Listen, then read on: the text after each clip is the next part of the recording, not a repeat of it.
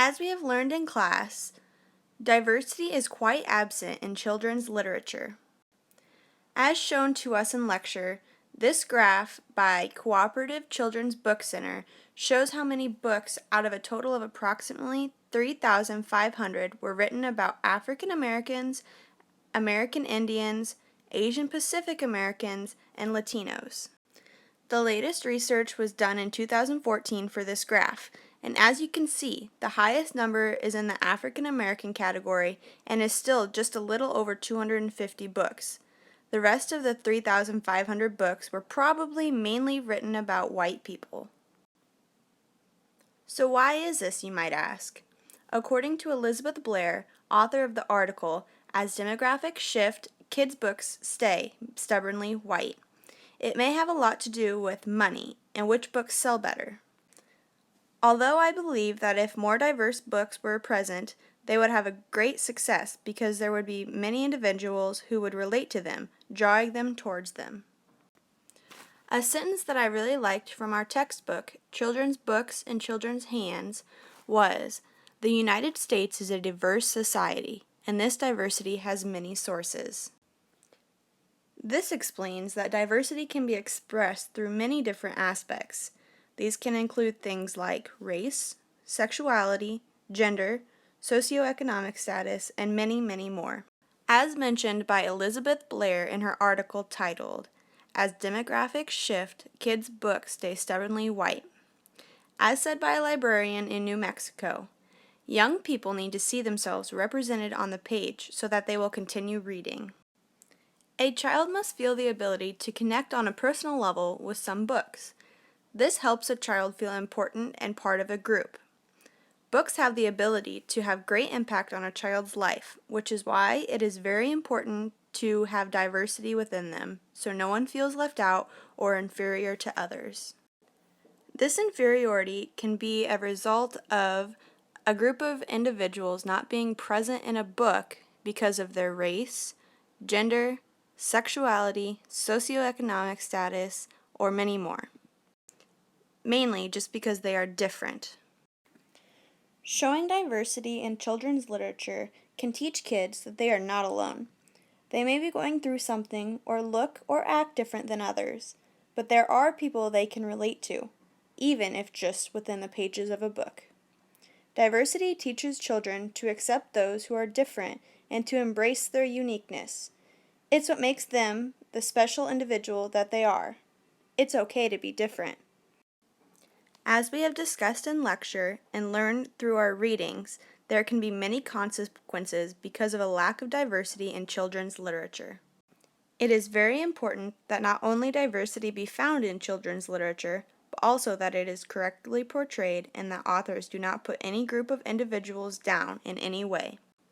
If used correctly, diversity in books can teach kids to accept those who are different and that it is okay to be unique. If portrayed incorrectly, it can lead to stereotyping. As mentioned in our textbook, Children's Books in Children's Hands, a stereotyped impression of a cultural group may be created by how characters are portrayed, how characters interact with one another, how a book's setting is described, how a theme is treated, or simply how information is conveyed. There are many ways a stereotype can be formed as a result of poor portrayal of diversity, as you can see. We must be very careful of this because we do not want children to believe a stereotype to be true just because they have read it in a book. I will first share a little bit about the plot of the story, and then we will be ready to start reading against the grain with the book Jinx by Sage Blackwood.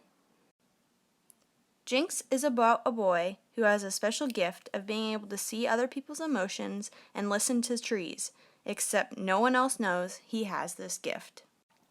His biological parents died when he was young, and his stepmother, who Jinx's father remarried prior to his passing, took him in. She later remarried and had a new baby. They were very poor and decided they could not afford to care for Jinx. Her and her husband always mistreated Jinx. She decided to leave the young boy in the forest so he could not find his way home and they would no longer have to pay to care for him. Jinx was rescued from the forest by an older wizard named Simon. Simon was a cranky man and had a quick temper, but grew to love Jinx, although he never showed him this. Jinx lived with Simon for many, many years, working and cleaning in his house, with Simon teaching him some magic. Eventually, events happen, causing Jinx's gift of reading people's emotions to be taken away. This drives Jinx to go on an adventure to find an evil wizard named Bone Master, who is enemies with Simon, in hopes of having him help regain his gift. He then meets a robber named Raven and a girl named Elfwin, who also need Bone Master's help, and they accompany Jinx on his journey. They find the Bone Master and are captured by him. They have many altercations with him until Simon comes to their rescue. As Simon arrives, Jinx is battling Bone Master and in the altercation falls off a cliff to his death, but not before weakening Bone Master and draining all his power. Simon captures the Bone Master so he can no longer hurt anyone else, and then takes Jinx home and is able to use magic to bring Jinx back to life, restoring his powers of being able to read other people's emotions. Jinx learns a greater appreciation for Simon and the love they have for one another. In the end of the book, Jinx decides to travel with his friend Raven to a nearby kingdom to help him with conflicts he has. I will now read against the grain for some of the characters within this story. The characters I will do this for are Jinx, Simon, Raven, Elfwin, Bone Master, and Jinx's stepmother. One thing about this character that I was at first surprised about was the mentioning that he had dark skin. I was first excited that they were including a non-white protagonist. Then, by using against the grain, I found the poor portrayal of this character and the means of diversity. For example, they say he and his family are very poor. This, to me, is creating this stereotype that people who have colored skin are poor. If this character had been white, I highly doubt they would have poor. I am sure they would have been at least middle class and had money. Also, since the main character is a boy who shows bravery and perseverance throughout his journey, in a way, it is saying that girls cannot as easily show these characteristics, or else the main character would have been a girl. If the main character would have been a girl, I am sure the story would have changed drastically. I am sure she would not have gone on the same dangerous mission as Jinx. Also, if the main character was a girl, would the parents have mistreated her the way that they did Jinx? I don't think so. I think she would have had a different role and not have been abandoned. This says girls are not able to survive on their own like Jinx, and that boys are more mistreated than girls. When Jinx is left in the forest at a very young age and rescued by Simon, it makes me wonder what would have happened if he would have been older and seen as more able to care for himself. Would Simon still have rescued him? This shows young kids cannot care for themselves, and that older kids should be able to care for themselves on their own. All in all, Jinx was a very complex character that did show good portrayal of diversity, but as you can see by my examples, there were many discrepancies among his portrayal of diversities. Now we move on to the character of Simon, the wizard. Wizards are usually thought to be very powerful and wise. Because he is older, this creates the stereotype that in order to be wise and powerful, you must be old, and that the young person cannot portray these qualities. Also, Simon is quite cranky and has a bad temper. This shows that all older people are like this. Just because a person is older does not mean that they are all cranky and have a quick temper. A young person can just as easily be like this. Throughout the book, Simon is very rude to Jinx, although it is clear he cares about him. Simon orders him to clean and calls him an idiot. As a result, Jinx always listens to him and Simon gets what he wants. This shows the readers that if you are bossy and rude to others, that you will get what you want and be rewarded for it. I kept wondering, why couldn't Simon's character have been a female? A stereotype created here is that women are not as powerful, wise, and capable as males. This could cause girls to feel inferior to boys. A small character mentioned along with Simon's was his wife, Sophie, who was not around very much throughout the story. I think it would have shown great diversity in sexuality if the author would have had Simon have a husband. This happens quite frequently in today's society, so it is important that we show this in books. Simon's character, like Jinx's, did show good portrayals of diversity. But as you dig deeper, you can see the problems that arise from different means of diversities being shown within this character. These next 4 characters do not have as big of parts as Jinx and Simon, but I could still read against the grain and find discrepancies among diversity. Raven came into the story first when he tried robbing Jinx. Throughout the book, he takes irrational risks and runs towards danger. This is giving boys who read this the thought that they should take risks and be dangerous, that there is no need to think before you act. Also, it shows girls that because this character is male and not female, that they should not take risks or are incapable of facing dangerous situations. Also, since he was a robber, it teaches boys that it is okay to steal because Raven never had to face any consequences for his actions, and he got what he wanted. The fact that he is young also tells this book's readers that older people are not as capable of doing what young people do, or else this character would have been older. It also is portraying that young people are irrational and do not use common sense, since these are characteristics Raven showed throughout the book. Suppose what happened to Raven happened to an older person. It would have highly been frowned upon, I think, that an older person was put into fights. But, to me, it could have also shown that they too are very capable and strong in these types of situations. Elfwin was one of the few characters who was a girl. She is very independent, which is good for the female readers, but this also tells the male readers that they are not as independent as girls. Also, Elfwin has a curse on her that makes her always tell the truth and speak her mind. This curse makes her unable to keep secrets. This is giving the stereotype that girls cannot be trusted with important secrets because they always tell others. Another part of the book that really stuck out to me is when the 2 boys and Elfwin are captured by Bone Master. Elfwin is the only one to run.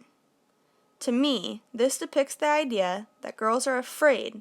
They run rather than be brave and stand up for themselves like the boys did in this situation.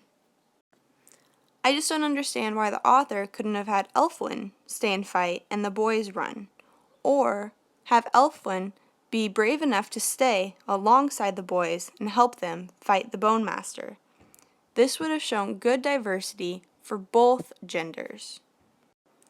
The fact that Elfwin ran away causes girls to think that they are incapable of showing courage, and that they must run when they are afraid, rather than facing their fears. I would have loved to see the main character as a strong, independent girl who defies all sexist stereotypes, but this book did not exactly do that. Elfwin was a good character, and it was nice to see a female character who showed that she was independent. But with all my new knowledge about reading against the grain, I could see the wrong portrayals of diversity that led to many different stereotypes. The Bone Master is not in the book very often, but when he is, it is very clear that he is a very angry character who mistreats all who cross his path. He, like Simon, is also a wizard who is older. This again gives the idea that older people are mean. If this character was younger, I am sure they would not have made him such an evil character. Also, Bone Master always gets what he wanted. He accomplished this by being awful and making people fear him and taking advantage of them. This is promoting the readers to take part in this bad behavior so that they can get what they want and so that others will listen to them. Jinx's stepmother was only mentioned in the very beginning of this book, but it left a really awful impression on me. Since the stepmother kicked Jinx out and decided to abandon him in the woods because she did not think she could afford to have him, there is this terrible stereotype created by this character. This causes a reader to think that stepparents are bad, especially stepmothers.